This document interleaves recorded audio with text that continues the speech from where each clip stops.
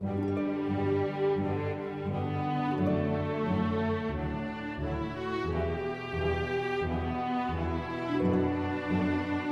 ko talaga tong yan. Mahina na kasi battery ng remote eh. Ayun no. Race test. Sayang gagawin guys. 32 inches. Press test. Press test. Ang problema po ay wala pong display. Pero may power. Okay.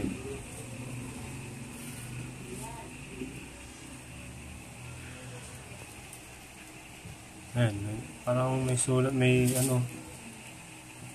Ayan. Meron siyang aninag sa panel. So, check natin kung anong problema. Press test 32 inches curve. So, check natin guys. So, wala naman problema guys dito sa inverter. Okay naman yung mga parts. So, check natin yung backlight. Ito yung backlight eh, yung terminal. Yan. Tatanggalin natin yung panel. Check natin yung mga backlight. Yan. Bubuksan natin yung panel. Makalisin natin to.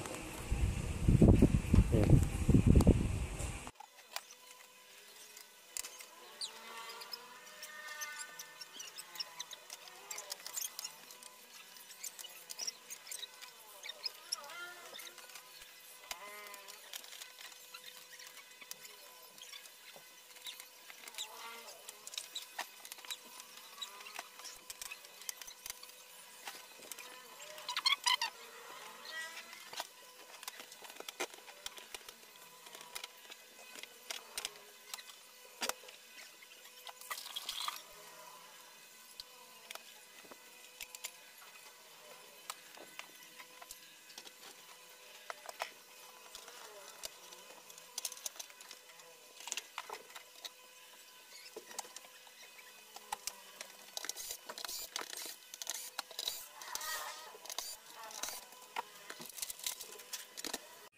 Ayan guys, so confirm backlight ng problema. So minarikahan ko na yung mga may problema. Ito. Ayan. So dito sa isang strip ay isang bulb. Tapos dito naman sa isang strip, dalawang problem. Ayan. So tatlong bulb lang papalitan natin. So tara, simulan na natin. So ito ilalagay natin guys. Kukutin natin ito.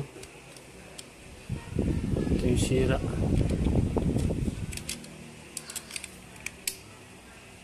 Sunog na. Ilalagay natin yung dito. Tapos hinangin natin.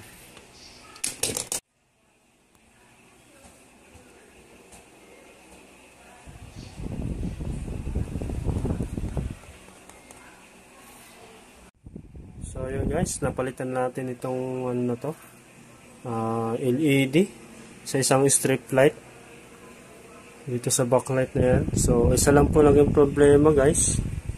Chinek ko na lahat yung mga bulb na yan, LED, okay naman. So isa lang naging problema. So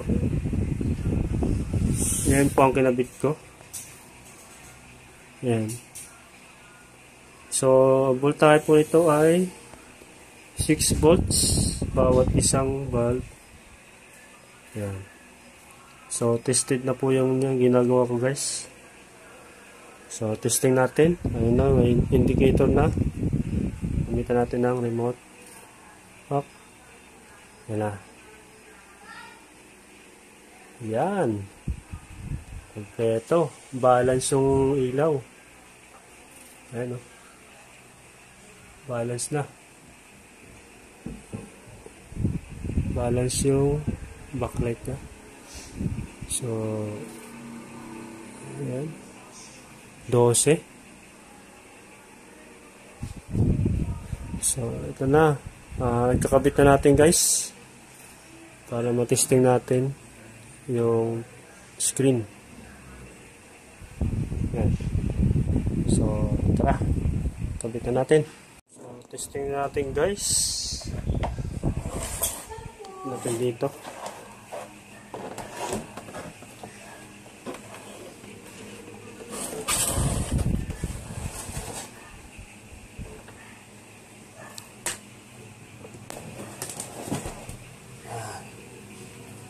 Saksak natin. Power on.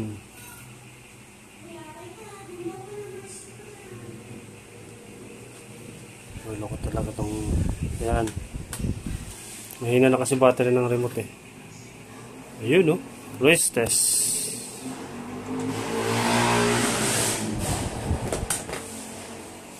So yan. So wala kayo nakikitang bakas ng backlight. Malinis ang aking pagka gawa ng backlight. Yan. No signal. HDMI.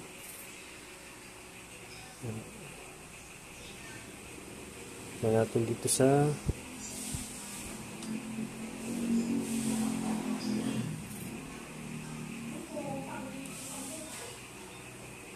yan. So, yan guys.